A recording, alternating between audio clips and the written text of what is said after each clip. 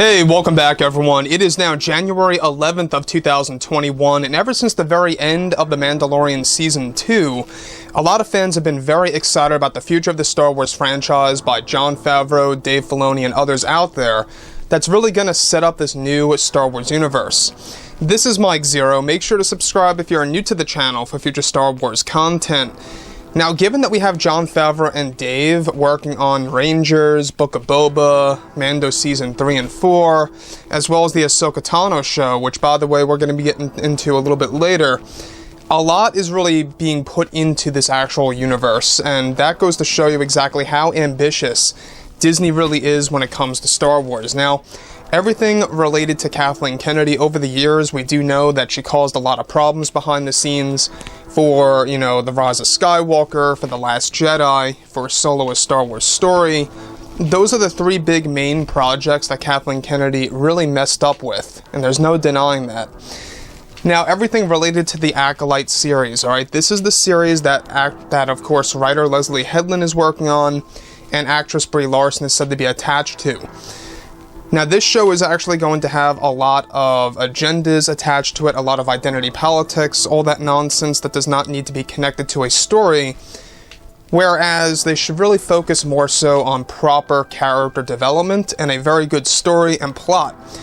Now, with that being said, of course, obviously this show has been having a lot of problems over the past couple of months, especially throughout 2020.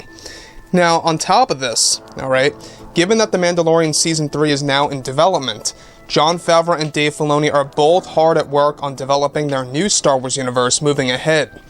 It's described that currently Lucasfilm's Kathleen Kennedy has been having many problems behind the scenes for Star Wars The Acolyte with Leslye Headland, as Kathleen Kennedy recently fired a Star Wars director for the TV series.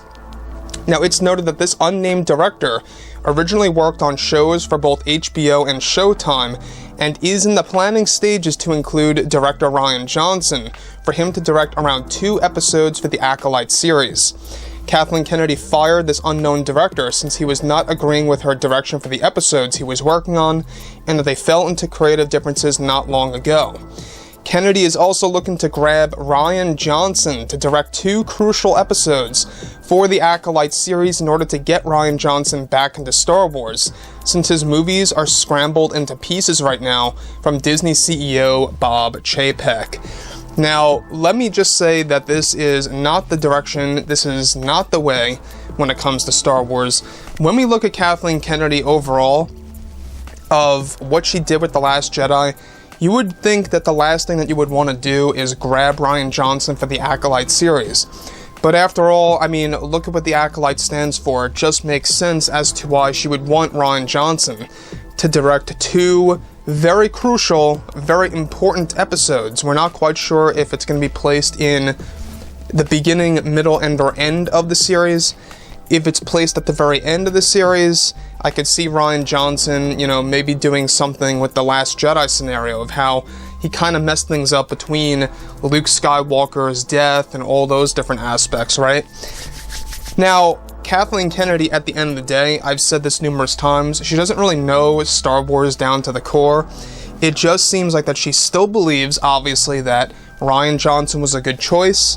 This is, again, Kathleen Kennedy, who allowed Rian Johnson to get his own trilogy before The Last Jedi even arrived in theaters. I mean, I really could never understand that as to why he, of all people, right, got a trilogy before J.J. Abrams, before Colin Trevorrow, before Chris Terrio, or anybody else that was working on Star Wars.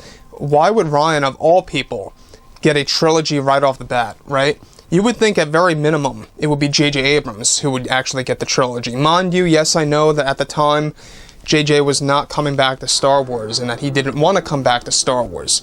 J.J. essentially was a Hail Mary. He was an emergency choice to get him back to fix the mess that happened with Episode 8 and the mess that also happened between Kennedy and Colin Trevorrow. Now, with that being said, of course, the Acolyte series, I don't think it's going to do well. There's a lot of creative differences happening behind the scenes right now, in fact.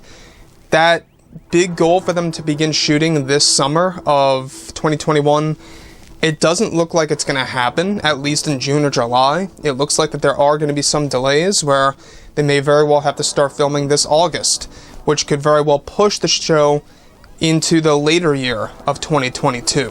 Which, by the way, that's their release that they're aiming for. They're aiming to do it for 2022.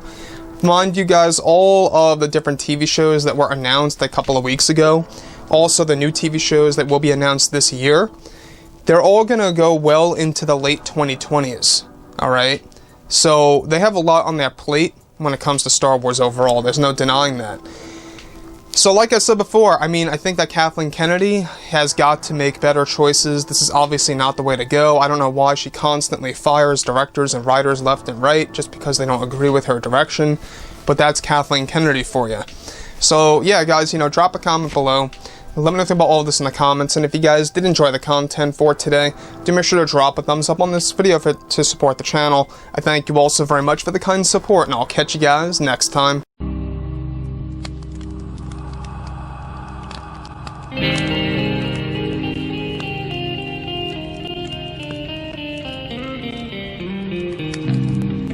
in hand, we are alone again. No hiding from night to moon.